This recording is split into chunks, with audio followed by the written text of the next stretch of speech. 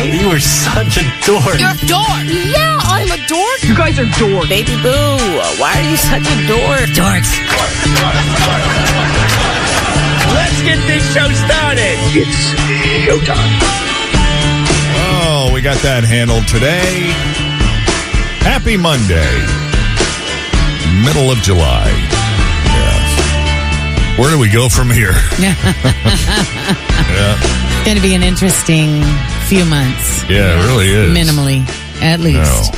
I was just telling you guys, though, we are officially in the back to school No, mode. don't say it. Yeah. I have to say it. I don't even go to school and it gives me anxiety. While we were out on vacation, all of everybody was like, oh my God, the class list is posted. Who's your teacher? Who's your blah, blah.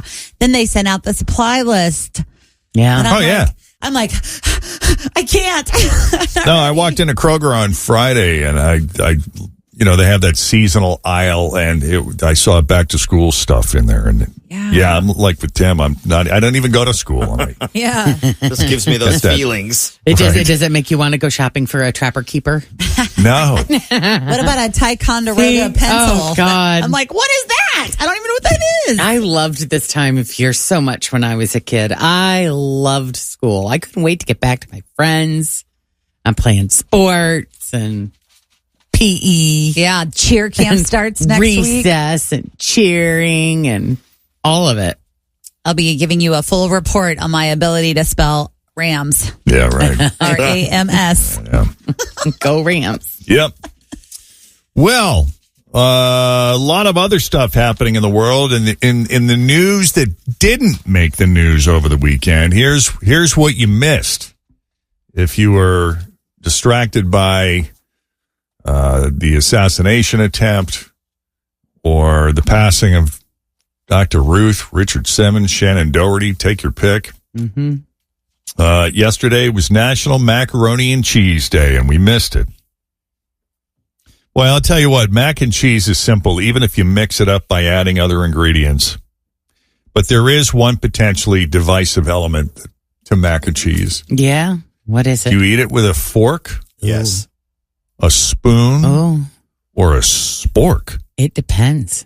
Oh, wow. It depends. I mean, sometimes you need a spoon.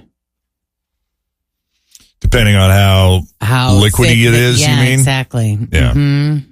Someone recently asked the internet, and here are the results. 70% of people eat mac and cheese with a fork. Especially if you have a really good pasta that's able to gather, it has the ridges and the grooves or whatever to gather, or the holes or whatnot, the space to collect the cheese sauce. Mm-hmm. 24% use a spoon,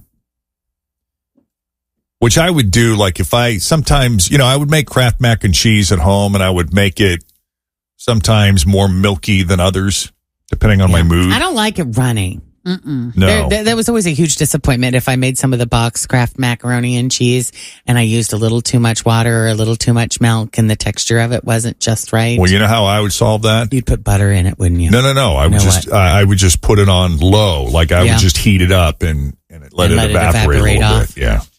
See, that's why you're a good cook and I'm not. You learned on the important things young. 6% request a spork. I do get excited when I have an opportunity to use a spork. There's just not that you don't very often. I mean, what restaurants still give you a spork? KFC used to be a spork. Yeah. Yep. Are they still a spork place? Well, our lunchroom at the Roosevelt School, that was a spork That dining was a room. spork I dining don't even room. remember sporks at lunch. Can you lunch. get a spork as a part of your kitchen utensils? You know how Like they do a real deal? Yeah, like a cutlery. Silver? Yeah. Well, I don't know. That's a good question. I think that should become part of the, That would be cool. Staples. I've never seen it. like you get 4 spoons, you get 4 sporks. Yeah, that would be nice.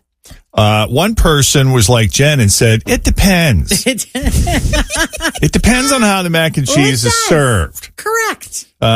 They say, my rule is, Commit. this is a direct quote from Jen Jordan. My rule is, if it's served on a plate, Oh. I eat with a fork, but Okay. if it's served in a bowl, I eat Spoon. with a spoon, or brace yourself with chopsticks. Oh my God, who in the heck would do that? I don't know, but I think it's kind of cool. Talk. That is hard. I kind of like the look.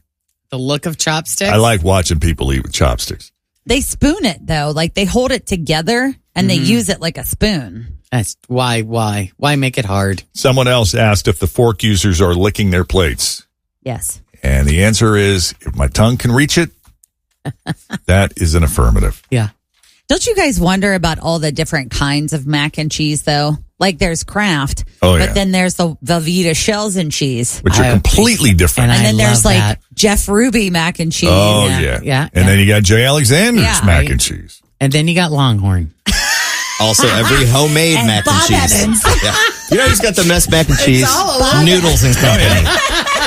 It's not bad. I think they have a 4 cheese. I've had their mac and cheese actually, and it's not bad. It isn't bad. You get the chicken that's the crusted chicken. Yeah. Tim, stop being crazy. We're going there for pad thai. No, you're going there for the 4 cheese tortellini is what you're getting. We're going for pad thai and that's my latest. I want the tortellini. You know who else has good mac and cheese? If you've ordered from Domo before, their mac and cheese is really good. It's like a baked mac and cheese. Excellent. Who else besides Bob Evans? KFC's got mac and cheese. Chick-fil-A's got mac and cheese. That's right. I forgot about them. Bob Evans, Jen, though, like when you go to Kroger in the refrigerated case, they make the one that you can they do. They make the mashed potatoes too. I tell you what, you buy the mashed potatoes and the mac and cheese, and then you mix them all together. You use the mac and cheese as a topper on the mashed potatoes. Let me tell you, if you want to gain 80 pounds in 7 months' time, I have the diet for you. I did it when I was pregnant, and I can share. It's real easy. You kick off the morning with a bagel. You have a plain bagel toasted with bologna, American cheese, and a whole bunch of mayonnaise, and then an entire bag of Doritos. And 2 Mountain Dews. No, you can't do Mountain Dew when you're pregnant. So caffeine-free Mountain Dew. No, what you get is the root beer. I forget which one of them. One of them, I don't remember if it's A&W or Barks. One of them doesn't have caffeine in it. So, Fritch, Tim, and I are starting a macaroni and cheese club where we're going to travel all over the tri-state, just like our fried chicken club. I'm in. We had one visit with the fried chicken committee. Yeah, I know that lasted. Is there a minimum number of meetings you have to have quit. before you can officially call it a club? No, you don't have to have any meetings to be in a club. Yeah, well then what? How does it qualify as a club? The Jeff and Jen Best Friend Club doesn't have any meetings. Yes, they do. We have our Facebook group. That's different. That's they're online. in a club. Well, it's not a meeting we have to attend, and that's the important thing. I was telling Penelope yesterday, I said, oh my gosh, I have to go back to work tomorrow, and I have 2 videos right after the show. And she said, well, at least you don't have to go to that meeting. I was like, you got that right. And she told Scott, my mom hates meetings. That's very funny. I'm like, I love that she knows. Yeah. Well, 9 out of 10 can usually be done in an email. Yeah. And then we had a lengthy conversation about that. I was like, when you get older, Penelope, you should really, when you start working, evaluate what can be a meeting and what can be an email. Right. So there's a lot of coverage this morning on the assassination attempt, of course, and one of the angles is the Secret Service, the spotlight now on the Secret Service. And, that's an agency that's always really fascinated me, in part because there is an element of secrecy around the Secret Service for obvious reasons. Mm-hmm. They can't say how they do things. No, there's a lot they cannot say. I mean, there's a lot they do say, but there's a lot they can't. I mean, there have been rare instances where a reporter or a film crew will be allowed to go to the training facility. I mean, it has been done, and they show them, the different exercises they go through and the driving training, working rope lines, that kind of thing. Gosh, I'm trying to think of who it was. It was, I think Lester Holt was saying. Yeah, I think it was Lester, wasn't it? That, he got to participate in a like training session, like yeah. at a drill at a training facility. And, even with everything he knows about the inner workings of the Secret Service, because he's been around, the Secret Service by interviewing politicians and whatnot, even he was surprised at just how swiftly and quickly they act and how, their sense of precision. thinking quick on their feet, their ability to pivot. And obviously, there was some kind of breakdown there. The fact that, shooter was able to get within 200 yards of the president within striking distance. And, thank God that it didn't end more tragically. Right. But, it does remind you that these guys are human beings. Men and women are human beings, and they're constantly having to self-assess and up their game, and it's a never-ending challenge. Yeah. And where do they go from here? Because we got a long way to go between now and November. Yeah. And will anybody be doing any more of these outdoor rallies? Right. Yeah. Especially in a wide open space like that. Like that. Right. I don't know. I would think a wide open space would be easier to keep an eye on than if there's a bunch of trees around. Yeah. If you got somebody up in a tree. Yeah, NBC. I'm not even sure it was NBC or ABC or one of the networks. They sort of hire these retired members of whether it be the military or in this case the Secret Service, and they had an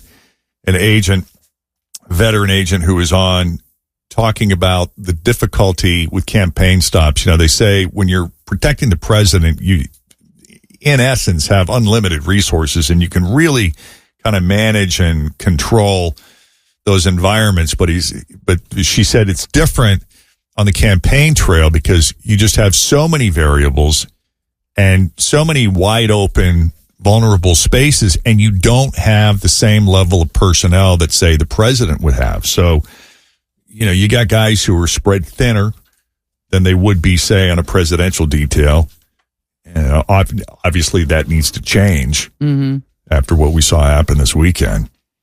But, yeah, it's like, how far do you extend that perimeter? And how do you safeguard against that? I mean, what's the furthest away somebody could take a clean shot? I mean, when you have a real deal sniper, I mean, how far away? Someone who knows what they're doing. Yeah, I mean, what is the range of the fanciest rifle there is? Beats me. Is it a mile? I couldn't tell you. I don't know. I don't know either. But I mean, I saw, they show pictures of the sharpshooters that were behind President Trump. And there were two of them. And, you try to interpret their body language and you can tell it looks like they got someone, like they see something, someone's in their sights. And then, momentarily one of the guys tends to look up and almost, verify what he thinks he sees. And that's when you hear that first shot ring out. And I just can't imagine the tension. Yeah. And watching the way that they and it was incredible how they just sprung into action and knew exactly what to do in that moment. And their first order of business was just cover him. I mean, they knocked his shoes off. Oh, yeah. And he and I looked thought, pretty darn disheveled when he stood up. No kidding. And as far as the shoes, right, I was thinking, maybe he was wearing loafers where they could probably easily come off. I saw later they were lace-up shoes. Oh, wow. There was one shoe that was left behind on the podium. I don't know if you saw it, but it was a photo that was taken from behind the podium. Okay. One lone shoe that was on its side. Wow. So I assumed that was his. Yeah. Wow. Yeah, it knocked his shoes off. Isn't that something? Oh. Just crazy. Yeah. Just crazy. Hey, 9 News consumer reporter John Matarese just walked in. How you doing? Hello, John. How was your weekend? I'm going to settle this for good. Yeah? I hate runny Kraft mac and cheese. That is the worst. I'm with when you. You have to use a big spoon because it's all watery because you put too much milk in it. And then it doesn't taste cheesy enough. And then you say, well, diluted. I tell you what, I'll let it sit and then it's cold, or I'll microwave it and then it's rubbery. And it's like, you can't make it right at that point. So what is your macaroni and cheese of choice, John? The fancier Kraft mac and cheese. The deluxe version. I don't eat it that much anymore because I'm not 21 years old. No. But when I was, it was a staple. Yeah. It was what? 2 nights a week, maybe for dinner? Oh, yeah. 3 nights. At least. Yeah, at Minimum. least. Yeah, when you're 21. Right.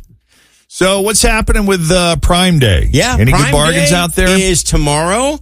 and Wednesday. It's 2 days, Amazon Prime Day, and thousands and thousands of markdowns. So get ready to start the engines and get shopping. And nobody's getting work done tomorrow because we're all going to be on Amazon and we're all going to be clicking. Then people always ask, what are the best deals? Well, you don't know what the best deals are until tonight at midnight because they don't announce them in advance. It's one of those things they don't. I can tell you what's not some of the best deals are big TVs. No. And the reason those that's a Black Friday thing. That's primarily Black Friday. Your 75-inch TVs, and of course now 85-inch TVs. I mean, a few years ago, 65 was all the rage. Now that's so old. But if you're looking for the big TVs, you'll find some on the Amazon branded. But see, they don't want to pay for the shipping. Shipping a 75-inch TV is a lot of money. Yeah. It is. So that's more a Black Friday where you go to Walmart, you go to Best Buy.